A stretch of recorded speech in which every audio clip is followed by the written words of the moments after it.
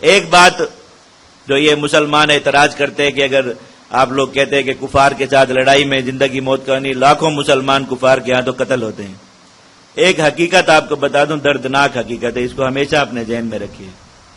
مسلمانوں کا جہاں بھی قتل عام ہوتا ہے اور ایسی مظلومیت کی داستانیں سامنے آتی ہیں کہ بس مسلمان گاجر مولی کی طرح کٹ رہے ہیں، یہ کبھی بھی جہاد میں نہیں ہوتا، یاد رکھیے۔ پوری اسلامی تاریخ آپ کے سامنے گواہ بنا کے ایک ایک واقعہ، جتنے بھی تاتار سے قتل عام شروع ہوا مسلمانوں کا آج تک جہاں جہاں بھی ہوا، برما میں ہوا، جہاں بھی ہوا، جنوبی یہ وسطی افریقہ میں ہوا، جہاں بھی آج تک آپ داستانیں دیکھ رہے ہیں قتل عام کی، جہاد میں ایسا ایک واقعہ بھی کبھی نہیں ہوا کہ کفار مسلمانوں پر اس طرح مسلط ہو گئے کہ انہوں نے مسلمانوں کے لشکر کا قتل عام کر دیا۔ یہ قتل عام ہمیشہ ان مسلمانوں کا ہوتا ہے جو مزاحمت کو ترک کر دیتے، بس یاد رکھیں۔ مزاحمت میں، مسلمانوں کی مزاحمت میں اللہ نے اتنی قوت رکھی ہے، اتنی زیادہ قوت کہ یہ مزاحمت اگر ہتھیاروں کے ساتھ نہ بھی ہو، بغیر ہتھیاروں کے ہو، صرف نعروں کے ذریعے، اگر مسلمان اونچی آواز سے چلا سکتے ہیں نا، صرف اسی کو اپنا مزاحمت کا ہتھیار بنا لیں کہ جب دشمن اس طرح مارنے کے لیے اونچی آواز میں چلائیں۔ میں قرآن کو گواہ بنا کے دعوے کے ساتھ آپ کو کہتا ہوں کہ وہاں قتل عام کبھی نہیں ہو سکتا۔ میں آپ کو 2 مثالیں دیتا ہوں، آپ اپنی آنکھوں سے ان کو دیکھیے۔ فلسطین کے مسلمان کب سے اسرائیل کے ساتھ لڑ رہے ہیں؟ 60 سال سے زیادہ عرصہ ہو گیا۔ فلسطین میں 60 سال کے اندر، اور اسرائیل جیسی ایسی قوت، ساری دنیا کے قوانین جن کے لیے معاف ہیں کہ وہ ان مسلمانوں کے ساتھ کچھ بھی کرنا چاہے، دنیا اس کی مذمت بھی نہیں کرتی، کہ وہاں پر اقوام متحدہ میں بات ہوگی تو اس کا والد محترم امریکہ ویٹو کر دے گا، کسی ملک کو کوئی کارروائی اور ایکشن ہی نہیں کرنے دے گا سارا۔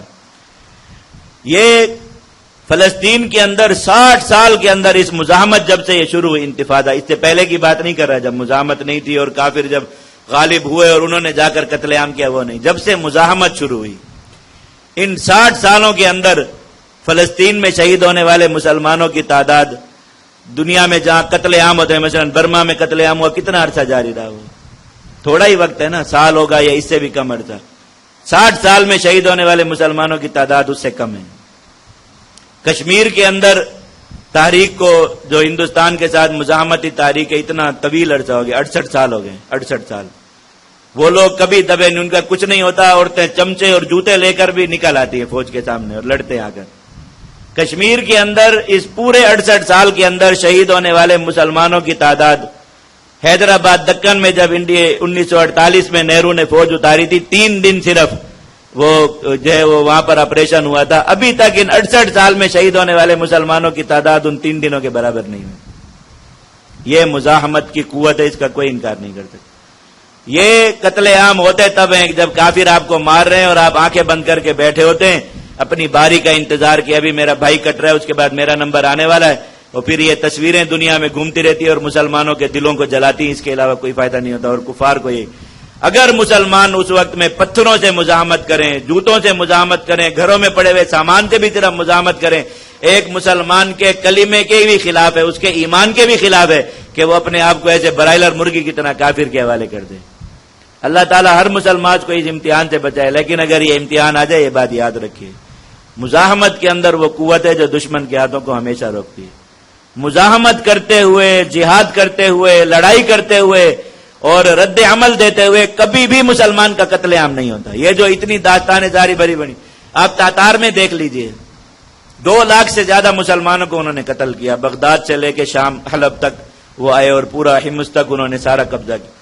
2 لاکھ سے زیادہ مسلمانوں کو قتل کیا۔ کس طرح قتل کرتے تھے؟ یہ واقعات خود ابن جوزی وغیرہ نے دوسری تاریخ میں لکھے کہ وہ بیٹھ کر پتھر پہ اپنی چھری تیز کر رہا ہے ایک تاتاری، اور مسلمان قطار میں اس طرح صف باندھ کر کھڑے، تو وہ کہہ رہا ہے اچھا ادھر ہی رہو، مجھے کام یاد آ گیا، میں کر کے آ رہا ہوں، میں پھر مارتا ہوں۔ تو کوئی مسلمان بھی لائن توڑ کے گھر نہیں جا رہا کہ ایسا نہ ہو پھر ناراض ہو جائیں، تو لائن میں کھڑے اور وہ اپنا کام کر کے واپس آ کر پھر مسلمانوں کو کاٹنا شروع کر۔ اور جن مسلمانوں نے تاتار کے خلاف جہاد کیا، پورا عالم اسلام ان کے قبضے سے آزاد کرا، صرف 1 سال کے اندر، صرف 1 سال میں۔ اور ایسی شکست دی کہ ہلاکو خان جو عالم انسانیت کے 3 بڑے فاتحین میں ایک شمار ہوتا ہے، 3 بڑے فاتحین میں، جنہوں نے زمین کا سب سے زیادہ علاقہ فتح کیا، 3 بڑے فاتحین میں ایک نام ہے ہلاکو کا۔ آپ تاریخ پڑھ کر دیکھ لیجئے، تاریخ میں اگر کسی کو یہ بات مل جائے کہ کہ ہلاکو خان مرا کہاں پہ تھا مجھے ضرور بتا دیجیے گا آ کر. ایسی گمنامی میں دھکیلا جا کر کہ مورخین نے نام ہی مٹا دیا کہ اس نام کا کوئی آدمی تھا جس کی اب فکر کرنی چاہیے کہ وہ وہاں جا کے مرا کہاں پر تھا. اس کی موت محفوظ نہیں تاریخ کے اندر. ایسا ان مسلمانوں کی تعداد کتنی تھی معلوم ہے آپ کو؟ 7,000 سے 10,000 کے درمیان. اور سارے کے سارے کون سے مسلمان تھے؟ غلام.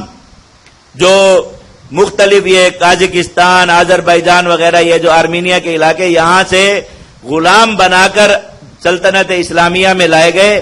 یہاں آ کر انہیں اسلام سکھایا گیا، کلمہ سکھایا گیا، نماز، تھوڑا سا دین اور تھوڑی سی شریعت جانتے تھے، باقی انہیں کچھ پتا نہیں تھا کہ غلام تھے. لڑاکا لوگ تھے بہت، تو مسلمان بادشاہ ان کو لے کے ہماری اقوام کو نہ لڑنا پڑے انہی کا لشکر بنا دیا کہ یہ لڑا کریں گے. انہوں نے جب دیکھا پورا عالم اسلام تباہ ہو گیا، مصر میں ان کی تعداد تھی بس 7-8 ہزار کا لشکر تھا. انہوں نے کہا پورا عالم اسلام تباہ ہو گیا، اب یہ آ کر ہمیں ماریں گے تو ہم اس طرح تو نہیں مریں گے جیسے یہ مسلمان مرے، ہم تو لڑائی کریں گے. 7-8 ہزار لوگوں نے لڑائی کی. 1 سال کے اندر یہاں سے لے کر بغداد تک پورا عالم اسلام آزاد ہو گیا، خلافت بحال ہو گئی، اور تاتاری وہیں اپنی غاروں میں جا کر مرے. کسی کو پتہ ہی نہیں کہ ان کا بادشاہ دنیا میں مرا کیسے تھا. یہ اللہ رب العزت نے طاقت اور قوت رکھی مزاحمت اور جہاد میں کہ اس کا نتیجہ ہمیشہ اس سے تو یہ جو الوف ہزاروں کی تعداد میں مسلمان کہیں مرتے ہیں، لاکھوں کی تعداد میں مسلمان مرتے ہیں، یہ مزاحمت اور جہاد ترک کرنے کی وجہ سے مرتے ہیں، مزاحمت اور جہاد کی وجہ سے نہیں مرتے. یاد رکھیے یہ بات. یہ جو مسلمانوں کے ذہنوں میں ایک بات گھسائی ہوئی ہے کہ لڑنے والے مسلمانوں کی وجہ سے دوسرے مسلمان مرتے ہیں، ایسا نہیں ہے. لڑنے والے مسلمان، کشمیر میں لڑنے والے مسلمان موجود ہیں، اس لیے ہندوستان کی حکومت وہاں مسلمانوں کا قتل عام نہیں کر سکتی. اگرچہ لڑنے والے مسلمانوں کی تعداد اس وقت وہاں پر، میں کہتا ہوں پورے کشمیر میں اگر اس وقت 1,000 مجاہد بھی موجود ہو تو بہت بڑی بات ہے، نہیں ہوگا اتنا. لیکن اس کے باوجود 7 لاکھ آرمی وہاں پر موجود ہے. ان کو کہیں کسی ایک محلے میں بھی قتل عام کر کے دکھا دیں. اور جہاں لڑنے والے مسلمان نہیں ہیں وہاں پر ایسے 2 ٹکے کے چھوکرے گھروں سے نکل کے آتے اور مسلمانوں کی بستیاں جلائیں گے، مسلمانوں کو آ کر ماریں گے، کاٹیں گے، عزتیں لوٹیں گے، سب کچھ کر کے چلے جائیں گے، ان کو کوئی پرواہ نہیں. وجہ لڑنے والے مسلمان نہیں، لڑنے والے مسلمانوں کا موجود نہ ہونا ہے. اگر کسی بستی میں 2-4 مجاہد بھی موجود ہوں، صرف جھوٹا اعلان ہی کر دے کوئی کہ ہم نے یہاں 2-4 مجاہدوں کو چھپا کے رکھا، دنیا نے کسی ماں نے کوئی بچہ جناؤ جو اس بستی کے اندر مسلمانوں کا قتل عام کر کے دکھا دے. ہم اسلامی تاریخ کو ہی جھٹلا دیں ساری، ہو ہی نہیں سکتا یہ بات. تو یہ یاد رکھیے، بات اپنے دلوں میں بٹھائیے، مسلمانوں کو یہ بات سمجھائیے، اپنا ایمان ایسا بنائیے کہ مزاحمت ترک کر دینا مسلمان کی شان نہیں ہے، اور مزاحمت کا ترک کر دینا ہی مسلمانوں پر ہمیشہ مصیبت لاتا ہے. ہمیشہ کفار جو ہے وہ ان کا قتل عام کرتے، اس طریقے سے ان کو مارتے ہیں. آپ جب تک مسلمانوں نے جہاد شروع نہیں کیا تھا، مکہ میں کتنا ستاتے تھے کفار مسلمانوں کو. غزوہ بدر کے بعد سے کوئی ایک واقعہ اسلامی تاریخ میں تلاش کر کے دکھا دیجیے. مسلمان تو مکہ میں پھر بھی پھنسے رہے سن 8 ہجری تک، 7 ہجری تک. کسی مسلمان کو پھر کافروں نے انگاروں پر لٹایا. مکہ میں تو نہیں تھے مجاہد جہاد کرنے والے، مسلمان مدینہ میں تھے، اور بدر میں جہاد ہوا تھا. مکہ کوئی نہیں گیا تھا کاروائی کرنے کے لیے. ایک واقعہ کہیں سے ڈھونڈ کر بتا دیجیے. نہیں ہو سکتا کہ کافر پھر یہ کام کرے. ان کو پتا ہو کہ اب مسلمانوں کے ہاتھ میں تلوار ہے، ادھر سے کسی مسلمان کا رونا وہاں پہنچا کہ پھر اس کو انگاروں پر لٹایا ہوا، پھر پتہ نہیں ہمارے ساتھ کیا ہو. اس لیے کوئی پھر یہ جرأت نہیں کرتا. یہ چیز اللہ رب العزت نے سمجھا دی.